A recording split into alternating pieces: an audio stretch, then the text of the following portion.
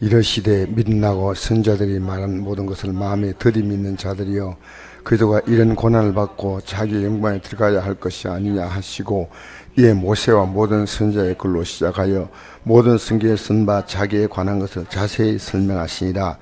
그들이 가는 마을에 가까이 가매 예수는 더 가려 하는 같이 하시니 그들이 강건하 이르되 우리와 함께 요하시이다. 때가 저물어 가고 날이 이미 기울었나이다 하니 이에 그들과 함께 요하러 들어가시니라. 그들과 함께 음식 잡수실 때 떡을 가지사 축사하시고 떼어 그들에게 주시니 그들 눈이 밝아져 그인 줄 알아보더니 예수는 그들에게 보이지 아니하시는지라. 그들이 서로 말하되 길에서 우리에게 말씀하시고 우리에게 성경을 풀 때 우리의 마음이 뜨겁지 아니하냐 하고 거기까지 하겠습니다. 예수님께서 부활하신 사건에 대하여 제자들은 그 당시 12제자만 제자가 아니고 그 외에도 많은 제자가 있었습니다. 여기 오늘 보니까 두 제자가 글로바란 사람이란 이름이 나오죠. 물론 18절에 17절에 예수께서 이르시되 너희가 길 가면서 서로 주고받고 하는 얘기가 무엇이냐 하시니 두 사람이 슬픈 빛을 띠고 머물러 서더니 그 한 사람이 글로바가 하는 자가 대답하여 이르되 당신이 예루살렘에서 체험하면서도 요즘 거기서 된 일을 혼자만 알지 못하느냐 이렇게 말합니다. 글로바라는 사람이 나오죠. 갑자기 예수님이 십자가에 죽고 많은 사람들이 실망했습니다. 그래서 그들의 고향으로 돌아가는 모습입니다. 아마 이들이 유월절 행사 때문에 올라오지 않았나 생각합니다. 그래서 낙심해서 내려가는 제자들에게 예수님이 부활하신 예수님이 그들과 같이 동행을 하시는 겁니다. 그 어떤 사람은 그의 시체를 보지 못하고 살아났다는 얘기를 들었다 하는 그런 얘기도 합니다. 무덤에 가본 여인 얘기도 하고 그 예수님이 이런 얘기를 들으시면서 뭐라고 말씀하시냐면요, 미련하고 선자들이 말하는 모든 것을 마음에 더디 믿는 자들이요 그리스도가 이런 고난을 받고 자기의 영광에 들어가야 할 것이 아니냐 하시고 이제 성경을 쭉 풀어주었어요. 예수님이 이게 십자가에 달린 그 흔적을 그분이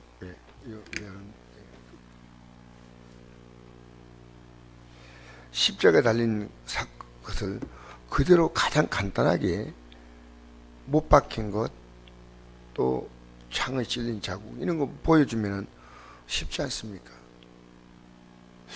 어쩌면 이 예수님께서 부활하신 그 모습은 조금은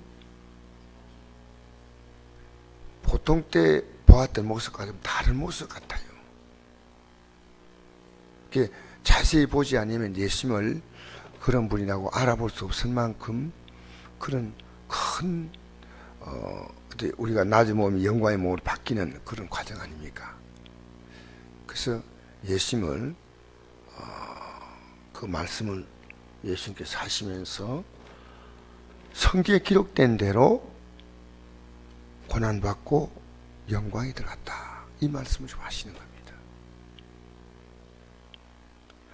근데 그들은 이 하나님 말씀 들으면서 나중에 예수님이 알아보고 나니까 예수님은 싹 없어져버린 거예요. 여기 그게 좀 신기하잖아요. 3절에 그들과 함께 음식 잡수실 때 떡을 가져다 축사하시고 떼어 그들에게 주시니 그들의 눈이 밝아져 그인 줄 알아보더니 예수는 그들에게 보더니 맞구나. 근데 갑자기 없어져버렸어요. 부활의 몸입니다. 부활의 몸. 부활의 몸을 입으신 겁니다. 그래서 예수님이 살아계셨다는 것을 확실하게 지금 그들끼리 대화를 하는 겁니다. 우리가 신앙생활의 핵심은 한 부활의 사건은 아닙니다. 부활의 사건은 십자가에 죽은 사건도 성경에 있고 부활의 사건도 있는데, 성경의 가장 중요한 사건은요, 하나님 말씀에 기록된 것입니다. 하나님 말씀에 기록된 그대로 하나님 말씀은 이루어진다는 것, 지금 예수님 말씀하신 말입니다. 우리가 신앙생활 하면서 우리의 신앙의 가장 중요한 근거는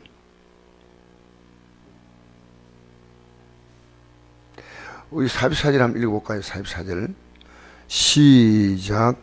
또 이르시되 내가 너희와 함께 있을 때 너희에게 말한 바 곧 모세의 율법과 선지자의 글과 시편에 나오 가리켜 기록된 모든 것이 이루어지라 한 말이 이것이라 하시고, 이에 그들의 마음을 열어 성경을 깨닫게 하시고, 또 이르시되 이같이 그리스도가 고난을 받고 제3일에 죽은 자 가운데 살아날 것과 또 그의 이름으로 제상을 받게 하는 해가 예루살렘에 전파에 시작하여 모든 족속이 전파할 것이 기록되었으니 너희는 이 모든 일의 정의다. 볼지어다 내가 내 아버지께서 약속하신 것을 내게 보내니 너희는 위로부터 능력을 입힐 때까지 이 성에 머물라 하시니라. 예수님이 가는 곳마다 똑같은 얘기를 하십니다.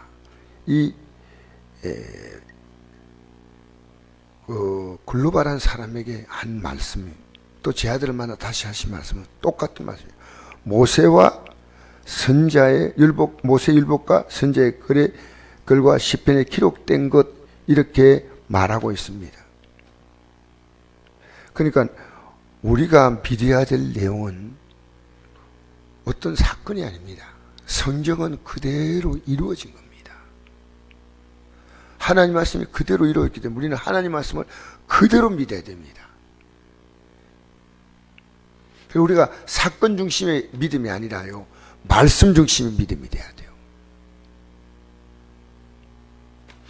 여러분, 그 구약에 보면 이런 말씀이, 구약에 보면 바벨론의 느부갓네살 임금이라는 분이 있어요. 이 느부갓네살 임금이 자기의 신상을 세워놓고 절하라고 할 때 사드락과 메삭과 아벳느고라는 그 다니엘의 세 친구는 절하지 않았습니다. 풀붓에 던져 넣었어요, 그들을. 근데 그들 가운데 고기도 타지 않았습니다. 냄새가 전혀 나지 않고 풀불을 7배나 뜨겁게 하니까 풀불에 불을 넣는 사람이 오히려 타서 죽었다고 했습니다. 그 느부갓네살이 하나님이 살아계시는구나 하고 하나님께 대한 고백을 합니다. 그게 첫 번째고 느부갓네살이. 두 번째 사건은 느부갓네살이 꿈을 꿨는데 그 꿈은 자기가 소처럼 풀을 먹고 미쳐서 돌아다니는 그런 꿈을 꾸었는데, 그 꿈을 다니엘이 해석하고 그 꿈대로 어느 날 이 거대한 제국을 내가 세웠다 하고 교만할 때 그에게 이제 그가 꿈대로 미쳐버리는 겁니다. 7년 동안 그는 소처럼 풀을 먹고 다니면서 7년이 지나서 이제 비로소 정신을 차립니다. 깹니다. 근데 앞에서 그 사드락과 메삭과 아벳느고 사건이 있고 난 다음에 그 풀무 속에 넣었는데 그들이 전혀 상하지 않는 사건이 일 때 하나님이 어떤 분이다 막 높여요. 그 다음에 자기가 소처럼 풀을 먹고 7년 만에 정신이 돌아와서는 하나님은 살아계신다고 말합니다. 근데 여러분, 그 느부갓네살은요, 죽을 때까지 하나님을 안 믿었습니다. 그는 마두룩이라는 신을 섬겼습니다. 지금도 바벨론을 그 당시에 유럽 독일에서 바벨론 제국을 침공했을 때 그 마두룩 신을 경배하는 그 개선문이 있습니다. 그 개선문을 떼어다가 독일에 갖다 놨어요. 하나님을 고백한다고 하나님 믿는 거 아니에요. 기적을 봤다고 하나님 믿는 거 아니에요. 하나님 말씀을 믿어야 합니다. 그리고 우리가 다니엘도 사자굴 속에 들어갔지만 사자가 조금도 상하게 하지 않자 그 다리오 왕이 하나님만 참신했지 않습니까?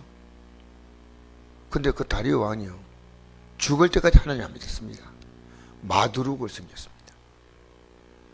고레스가 황제가 되고 난 다음에 이스라엘 백성을 다 본고로 돌려보내고 가서 너희들 본고로 돌아가서 성전을 짓고 너희들 하나님 성결하고 이 하나님을 인정했습니다.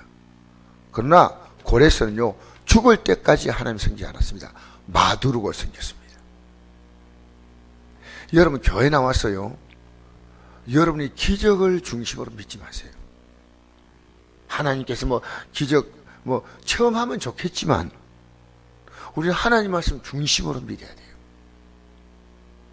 이 부활의 사건이 굉장한 사건인데 우리 예수님은 부활하신 자신의 못자국, 창자국, 여러분, 내가 지금 하고 살아가는 그 어떤 그 문제가 해결된다는 것은 굉장히 좋은 일입니다.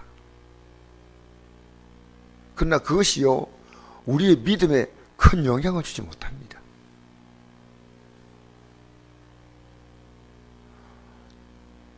기적이 믿음을 주는 것이 아니라 하나님 말씀을 믿지 못하면 하나님 말씀 믿어야 돼요.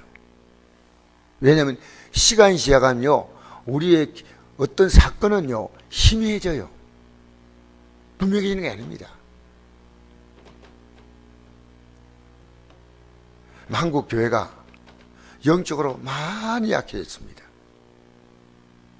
여러분, 교회가 과거에 교인들이 교회 나올 때 정말 환경이 안 좋았습니다. 어려운 시대 때 교회 나와가지고 하나님께 눈물로 기도하면서 응답받고 난 다음에요, 기독교인들이 말씀 중심의 신앙이 아닙니다. 저는 여러분 이 아침에 나와서 하나님 말씀을 중심으로 살아가려고 하는 마음이 있느냐 이겁니다.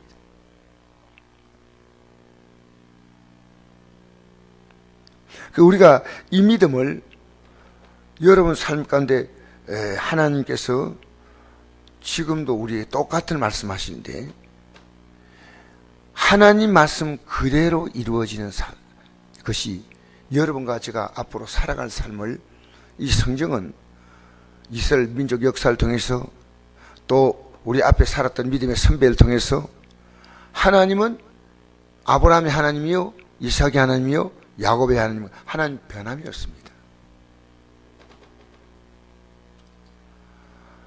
우리가 그 하나님을 어떻게 섬기냐 이겁니다. 그러니까 제가 아까 얘기했던 느부갓네살 임금이 하나님이 뜨문이다 막 높였는데 본인이 안 믿었어요. 얼마나 분명한 사건이에요. 안 믿었어요. 다리오 왕이 너가 섬긴 하나님은 정말 진짜 하나님이다. 느부갓네살 임금은요, 이 하나님을 섬기지 않은 자는요 집을 거름더미로 만들겠다 그랬어요.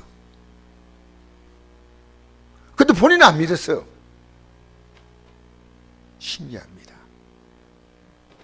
여러분, 믿음은요, 여러분 지금 하나님 말씀 얼마나 귀하게 하느냐 이겁니다. 난 이 말씀대로 살아야 되겠다. 괴로우나 즐거우나 기쁘나 슬프나 우리의 믿음의 중심이 내 기분, 내 몸뚱아리, 내 환경 이게 아니고 오직 하나님 말씀이어야 한다 그 말이에요. 여러분, 이거 쉬운 거 아닙니다. 언제 여러분 이 말씀을 딱 붙었냐 이거요. 이 말씀은 나는 이제 이 말씀대로 살리라고 결심을 해야 돼. 여러분의 믿음을 흔드는 수많은 사건들이 생길 때 그 어떤 사건보다도 하나님 말씀을 여러분 더 귀히 알아야 돼요. 내 자녀가 하나님 말씀대로 살지 못할 때 그 자녀의 인생은 재앙입니다. 재앙이에요. 이 세상에 그 어떤 복도 없어요. 하나님 말씀대로 사는 것이 나도 중요하지만요, 내 주위에 있는 분이. 그래서 사도 바울이 이 부활의 신앙을 가지고 살아가기 위해서는 그는 위에서 부르신 부름의 상을 위해 달려간다 할 때 그 평생이 이 복음을 증거하는 증인이었습니다. 이 하나님 말씀을 증거하는 증인이었습니다. 그러다 보니까 바울은 핍박받았습니다. 동족들에게도 버림받고 이방인에 가서 바울은 말로 할 수 없는 고난을 받았습니다. 바울의 신앙은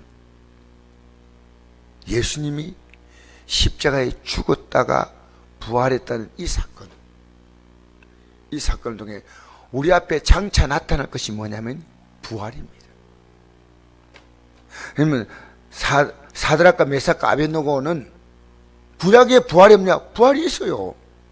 있기 때문에 아브라함이 독자 이삭을 바칠 때 바쳤다는 거예요. 부활이 있기 때문에. 구약 시대 때 믿음의 그 사람들은요, 이 부활의 사건에 대한 것을 그들은 분명히 믿었습니다. 그러니까 사드락과 메삭 아벳노고도 죽인다니까 그럼 죽여라. 불불속에 던져 넣어라. 담대하지 않습니까? 다니엘이 사저골 속에 들어간다. 누군지 왕 외에 다른 신을 섬긴 사람 들어간다 하니까 이 조세 도장이 찍힌 알고도 그는 예루살렘을 향해서 창문을 열고 그냥 기도한 거예요. 죽이라는 거예요. 죽이라는 거예요. 왜? 부활을 바라본 사람이에요. 앞으로 우리가 지금까지 살아오는 삶과 비교 안 되는 하나님의 영광을 입고 살아갈 그 날을 바라보는 사람이라면 여러분, 이 세상에 잠시 우리가 편하고 즐거움을 추구하지 않습니다. 저는 이 아침에 여러분이 이 부활의 신앙은요, 하나님 말씀을 믿는 신앙이에요. 이 성경 말씀을 더디 믿는다. 깨닫지 못한다. 여러분, 오늘 아침에 한번 생각해 보세요. 여러분이 현재보다 환경이 더 안 좋으면 어떻게 하겠습니까? 믿음 놓겠습니까? 부활의 신앙은요, 12제자가 나중에 가룟유다는 죽고 난 다음에 가룟유다 자리에 마띠아가 들어왔잖아요. 12제자 다 순교당했습니다. 사도 바울도 참수를 당했습니다. 전 여러분이요, 이 부활의 신앙, 이보다 더 귀한 것이 없습니다. 우린 죽음이 끝이 아닌 가장 영광스러운 시작점이에요. 우리는 부활의 신앙을 하나님 말씀 따라 이 부활. 그래서 여러분, 우리가 신앙생활하면서 부족한 점이 많지 않습니까? 늘 부족함을 느껴요. 그런데 왜 부활의 신앙을 위해서 예수님이 십자가에 죽으셨냐면요, 우리는 아무리 부족해도 괜찮아요. 예수님의 십자가만 붙들면 인간의 모든 죄와 허물을 그분이 다 담당했기 때문에 끝까지 십자가만 붙들는, 이 하나님 말씀 붙들고 하나하나 이 말씀에 기록된 모든 내용은요, 십자가로 완성을 해버렸습니다. 여러분, 부족하다면요, 회개하시면 돼요. 그게 우리의 신앙의 가장 중요한 점이에요. 하나님 말씀대로 살지 못하니까 내가 어떻게 이렇게 잘 살아? 그래서 우리에게 이 십자가의 사건이 있음으로 말미암아 부활의 사건이 있다. 예수님은 마태복음 5장에 내가 율법이나 선지자를 폐하러 온 줄로 생각하지 말라. 폐하러 온 게 아니라 내가 완성하러 왔다. 천지가 없어질지언정 이 율법의 1.1획도 없어지지 아니하고 다 이루어진다 그랬습니다. 근데 어떻게 우리가 다 이룹니까? 십자가예요. 근데 여러분, 우리가 나는 이렇게 못 살아는 거하고요, 주님의 뜻인디면 제가 부족한데 또 회개합니다. 이거하고는 다릅니다. 못 산다는 거하고 관심 없는 거하고 내가 순종하려는 마음과 회개하려는 마음은 참으로 귀한 마음이에요. 여러분, 우리 앞에 저 영광이 없다면 우리는 이 믿음의 길을요, 걸어가는 게 어리석고 또 답답하게 보입니다. 믿음의 사람들은요, 세상이 볼 때 어리석게 보였어요. 십자가의 도가 멸망한 자에게는 빛난 것이요 구원은 우리에게는 하나님의 능력이라. 여러분 가장 위대한 선택을 하신 분이에요. 가장 탁월한 선택을 하신 분이에요. 그 선택 가지고요, 마태복음 1장 한 절만 읽고 제가 마치겠습니다. 24장, 마태복음 24장, 마태복음 24장